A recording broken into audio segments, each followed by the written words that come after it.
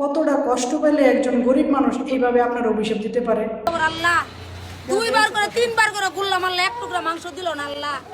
এখন মুখটা পয়সা না করলো আল্লাহ, আল্লাহ এই মাংস দেন আল্লাহ পু করে তাহলে ফিরে দেন কে দেয় নাই? আল্লাহর কাছে। ওই যে বাসাটা, ওই যে বাগান বাড়ি, এই বাগান বাড়ি 3 বার করে ঘুরাইলো, একটু করে ঘুরে আহেন পাবেন, শিওর পাবেন, এত গ্যারান্টি দিয়ে বলে এখন বলে 1 টুকরা মাংস বলে নাই, ঠাডা বলে বলে গুরু হইতে বলে ফ্রিজে ঢুকে। কতক্ষণ বসেছিলেন? অনেকক্ষণ, মিনিমাম 3 থেকে 4 ঘন্টা। খুবই কষ্ট লাগলো দেখা।